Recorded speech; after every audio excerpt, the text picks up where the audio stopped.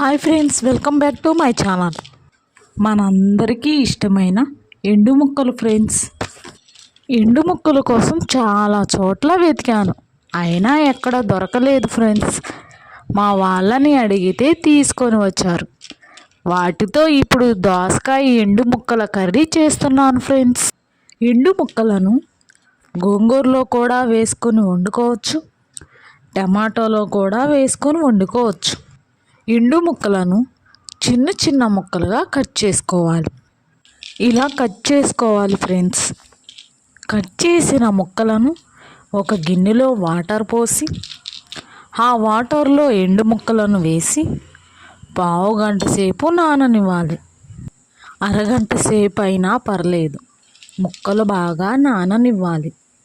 ఇలా నీటిలో ముక్కలు అన్నీ వేసి నాననివ్వాలి. బాగా నానడం వలన కూరల్లో ముక్కలు బాగా ఉడుకుతాయి ఫ్రెండ్స్. కావలసినవి దోసకాయలు, టమాటాలు, పచ్చిమిర్చి, ఉల్లిపాయ, కరివేపాకు ఇవన్నీ తీసుకున్నా ఫ్రెండ్స్. అర కేజీ దోసకాయలు, పావు కేజీ టమాటాలు తీసుకున్నాను ఫ్రెండ్స్. మీరు ఎన్నైనా తీసుకొని వండుకోవచ్చు ఫ్రెండ్స్. వాటర్లో టమాటాలు, దోసకాయలు, పచ్చిమిర్చి వీటన్నిటినీ నీటిలో కడిగి చిన్న ముక్కలుగా కట్ చేసుకోవాలి. దోసకాయలను చిన్న ముక్కలుగా కట్ చేసిన తర్వాత అలాగే టమాటాలు, పచ్చిమిర్చిని కూడా చిన్న ముక్కలుగా కట్ చేసుకొని దోసకాయ ముక్కల్లో టమాటాలు, పచ్చిమిర్చిని వేసుకోవాలి. ముందుగా నానబెట్టిన ఎండు ముక్కలను నీటిలో బాగా కడిగి మళ్ళీ మంచినీళ్ళు పోసి మళ్ళీ ఎండు ముక్కలను ఇంకోసారి కడగాలి, 2 సార్లు. ఇలా కడగడం వల్ల ఎండు ముక్కల్లో ఇసుక అనేది ఉండదు.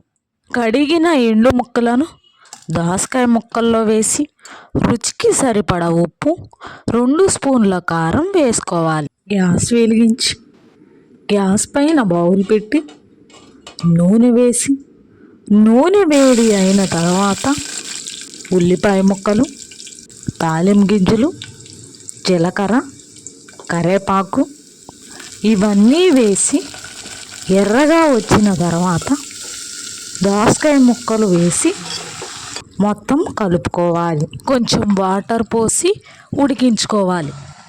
అడుగు మాడకుండా 1కి 2 సార్లు మూత తీసి తిప్పుకోవాలి.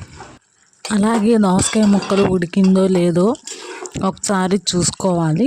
ఉడికిన తర్వాత గ్యాస్ ఆఫ్ చేసి వేడి వేడి అన్నంలో వేసుకొని తింటే ఫ్రెండ్స్ చాలా చాలా చూడండి ఫ్రెండ్స్, ఎండు ముక్కల దోసకాయ కర్రీ ఎంత బాగుందో, చూస్తుంటేనే నోట్లో నీరు ఊరిపోతున్నాయి. మీరు కూడా ఒకసారి ట్రై చేయండి ఫ్రెండ్స్. ఈ వీడియో నచ్చితే లైక్ చేయండి, షేర్ చేయండి అండ్ సబ్స్క్రైబ్ చేయండి ఫ్రెండ్స్.